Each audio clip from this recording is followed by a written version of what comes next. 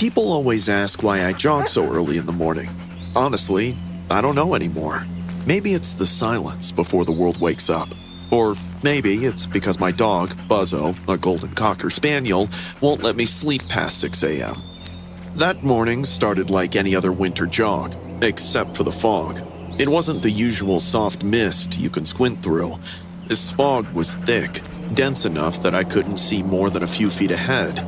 It swallowed the path, the trees, even the cornfields that stretched endlessly along the outskirts of town. Everything beyond arm's reach looked smudged out, but Buzzo didn't care. His tail was wagging wildly, floppy ears bouncing as he trotted beside me, occasionally sniffing the frosted ground. I tugged my hoodie tighter around my neck. "Come on, Buzzo, in and out, quick lap, then breakfast." The cold air stung my lungs with each breath. The only sounds were our footsteps and the faint jingle of Buzzo's collar, until something else slipped through the silence. A rustle, not the wind, not an animal, something heavier. I stopped. Buzzo followed. The fog wrapped around us like a curtain, muffling everything. I stared at the cornfields, just a towering mass of blurred stalks and shadows. Probably a deer.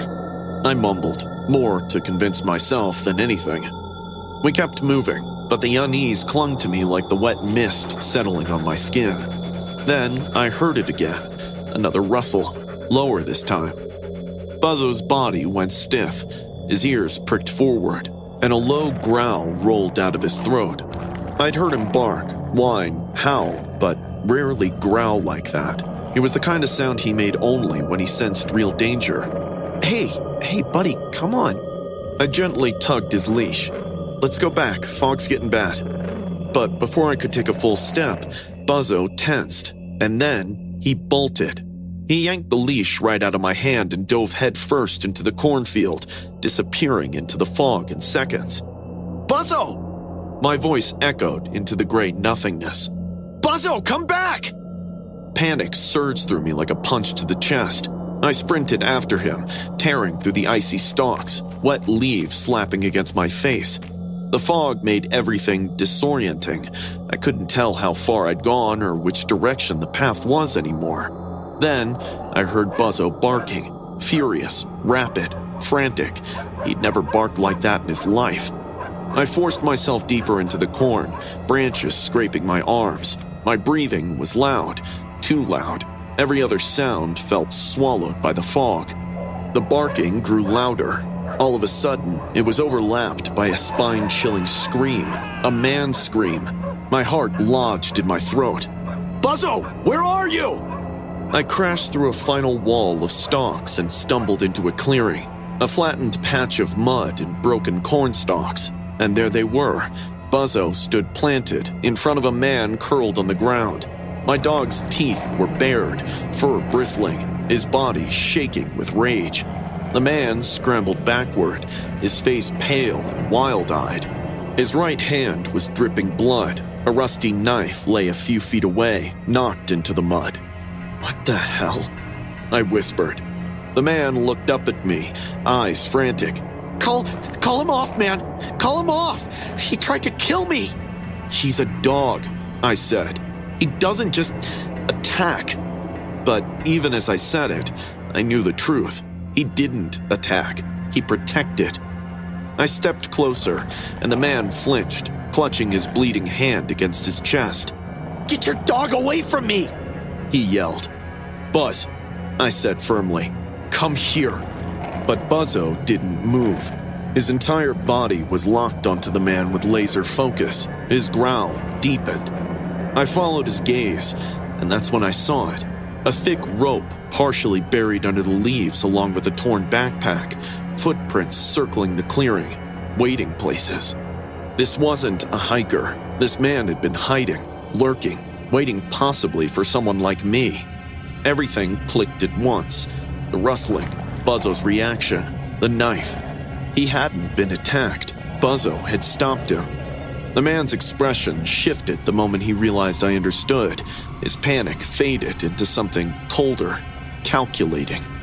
He lunged for the knife, but Buzzo beat him to it, launching forward with a snarl. The man jerked back, slipping in the mud. Buzzo's teeth clamped onto his wrist again. The scream that tore out of him was worse this time, raw and choked. I ran in, grabbed Buzzo's collar, pulling him back. The man scrambled to his feet and bolted into the fog, disappearing so fast it was like the fog swallowed him whole. I held Buzzo tightly as he shook with adrenaline. "Good boy, you're okay. You did great." My hands were trembling uncontrollably. I fumbled for my phone and dialed 911. When the operator answered, the words practically tumbled out of me. "There's a man.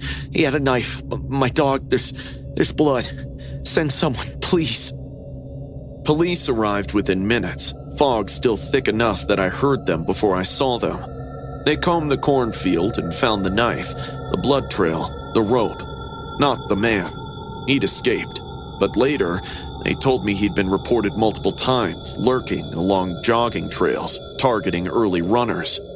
"He was hiding there to rob someone," the officer said.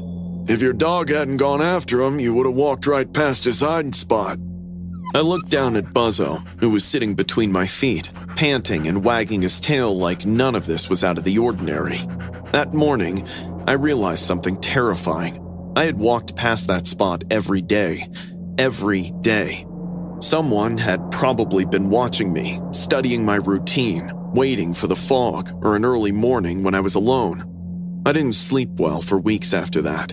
Every rustle, every shadow, every foggy morning made my skin crawl. But Buzzo? He slept curled up against my chest every night, warm and soft, as if protecting me, even in my dreams. Sometimes people say animals sense things we can't. That morning, I learned they're right. I thought I was walking my dog for exercise. Turns out, he was walking me for protection.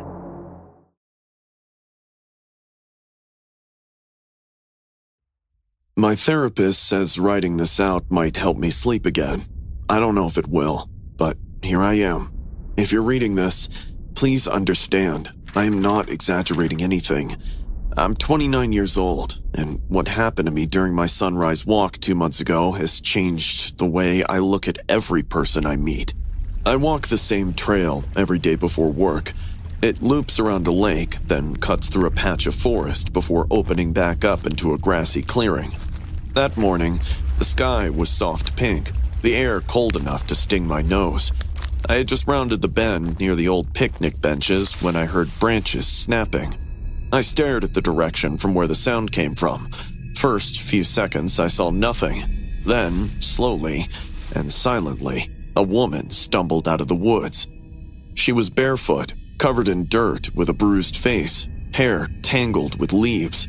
She was shaking so violently I could hear her teeth clicking, and the look in her eyes, wide, wild terror.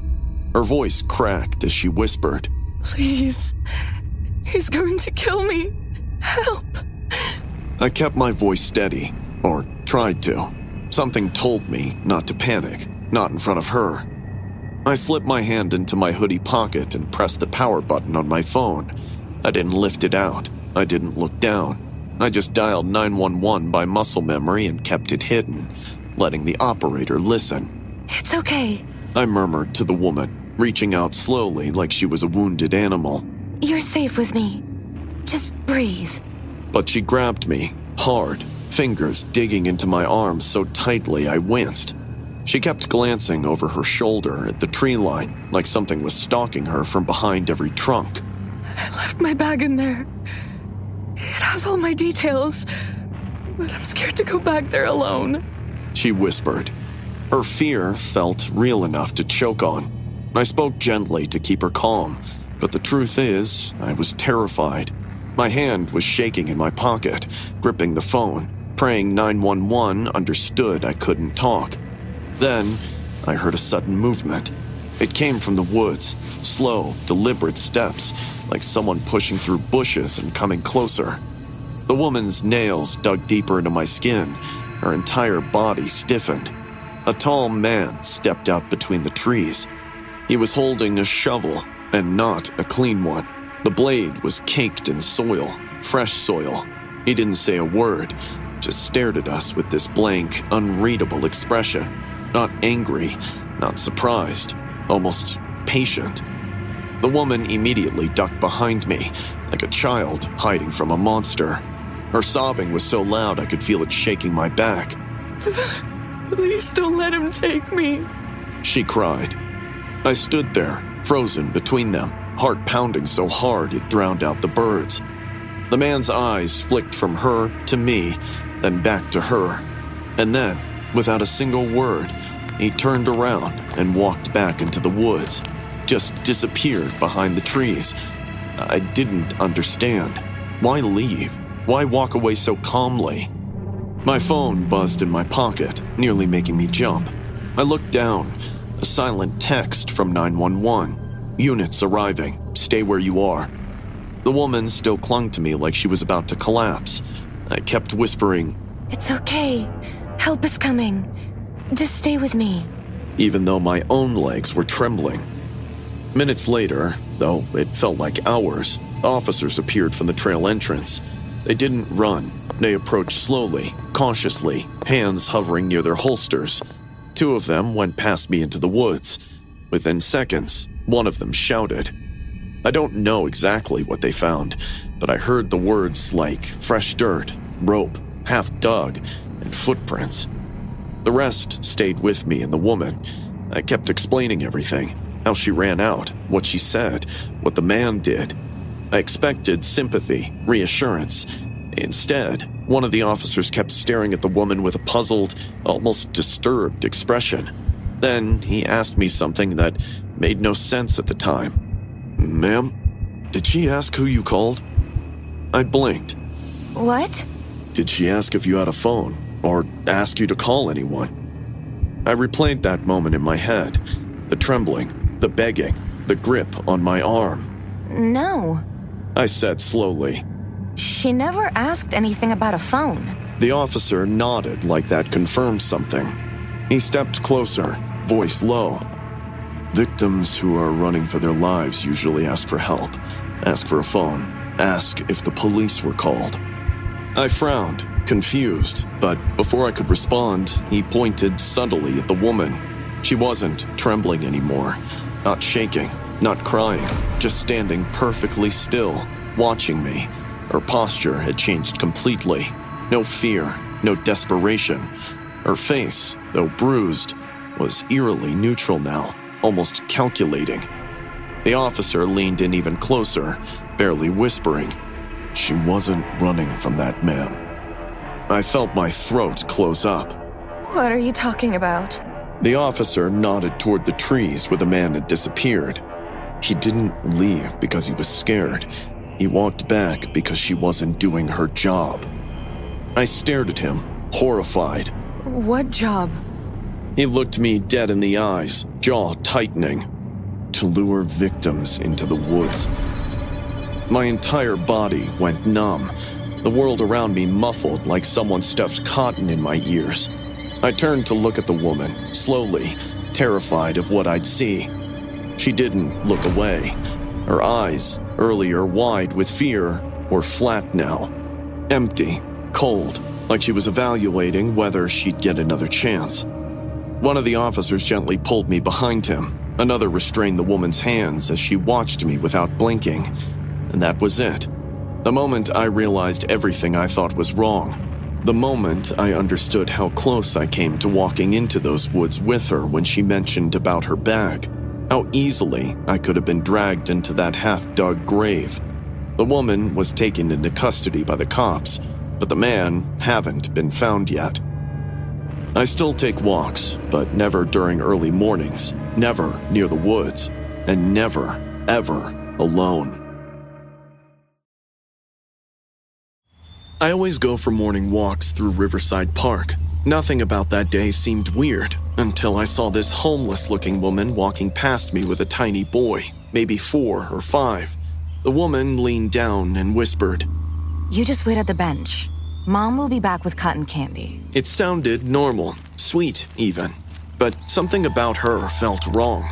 I shook my head, brushed it off, and kept jogging. About 20 minutes later, my route curved back toward that same bench, and the boy was still sitting alone. His legs dangled off the seat, kicking at nothing. He was counting softly. 1, 2, 3. Using his tiny fingers, touching each chubby fingertip like he'd practiced it 1,000 times. Hey, buddy, what are you doing? Mommy said I should count to 10 when I get scared, but Mommy still didn't come back. He glanced around with wet eyes, then looked at me. Should I keep counting? Something twisted inside of me. Who leaves a kid this young alone for so long? Before I could say anything, a harsh voice cut through the air. Hey! Get away from my kid! I turned around. The same woman stood there, but now with a huge pink cotton candy and a man beside her, a rough-looking guy with a shaved head. The woman strutted toward me. Mind your damn business! The man smirked. Yeah, hero. Go jog elsewhere. Heat rushed through my face, but I forced myself to back off. I walked away, anger buzzing in my ears. I told myself not to interfere again. Not my family, not my problem. But then, I heard it. A sentence that froze me mid-step. I can't afford to feed him anymore. Just give me the money. Relax. I told you you'll get paid. The buyers want a kid his age. My blood ran cold. I peered over my shoulder. The man handed her a stack of cash. She snatched it without even looking at the boy. The kid started crying immediately. Mommy? Mommy, please don't go. She didn't even turn around. The man lifted the still crying kid like he was lifting groceries and headed toward the park's exit. I followed him because I couldn't just walk away. A black van waited by the curb, engine running. I grabbed my phone and dialed 911, whispering everything. The exchange, the crying, the cash. Dispatch told me officers were on the way, but the man put the kid inside the van and slammed the door shut. Panic punched me. The cops won't make it in time. The man stood outside the van, leaning against the passenger door, talking on the phone. Got a good one today. I'll pay a hefty sum for him. My hands shook. I had two choices, wait and hope the cops made it, or take a risk and save the kid. Before my brain could argue, my legs were already moving. I crept behind the van, slowly lifted the handle, and eased the door open. The kid sat curled up on the floor, tears staining his cheeks. He looked up at me with those big eyes. Where's Mommy? Shh, I whispered, lifting him into my arms. I'm getting you out of... Hey, what the hell? I barely turned before a fist smashed into my face. Pain exploded through my jaw. I stumbled back, shielding the boy with my body. The man punched me again, this time in my ribs, so hard I thought something cracked. I still refused to let go. He swung again, but by now people nearby noticed the commotion. The man realized the gravity of the situation and grabbed the kid's tiny arm. Don't touch him! He shoved the child toward me violently, as if trying to get revenge. I barely held on to the kid, collapsing onto the concrete with him on top of me. He clung to my shirt, sobbing. The man peeled out in the van before anyone could stop him. Cops arrived minutes later. Turns out the woman was a drug addict who'd sold her son.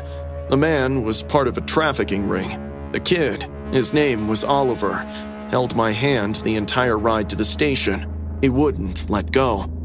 Inside, when officers asked him questions, he refused to sit anywhere except on my lap. He kept wiping his eyes with his little fists. Every time a door opened, he flinched. Hours later, when the paperwork was finally done, I stood up to leave. All right, buddy, I said softly. You're safe now. The officers will take care of you. He didn't move. I turned toward the exit and felt something wrap tightly around my leg. I looked down. Oliver stood there, trembling, cheeks streaked with tears. His voice was barely a whisper. Please don't leave me. Everyone leaves me. I swear, those lines hit harder than any punch that trafficker threw. I knelt down and gathered him into my arms. He buried his face in my chest like he'd known me forever. I didn't know what made me say it. Maybe instinct, maybe something bigger. I'm not going anywhere, I whispered. 6 months later, Oliver's sitting on my couch in dinosaur pajamas, drawing us with crayons, his tiny hand holding a green crayon with fierce concentration. He hears my footsteps and looks up, smiling the first real smile I've ever seen from him. The adoption process is on progress. I've hired a good lawyer, and so far things are looking positive for us. Daddy, look! I still tear up every time he calls me that. I walk over and ruffle his curls. He giggles and keeps drawing. People ask, why am I adopting him? Why am I taking responsibility for him? They never heard him say those words. They never felt his tiny arms cling to them like he was holding on for dear life. He needed someone, and truthfully, I think I did too. Now, when we walk through the same park, he holds my hand so tightly I sometimes joke that he'll cut the circulation off. But the truth is, I always hold back just a little tighter, because nobody is ever taking him away again.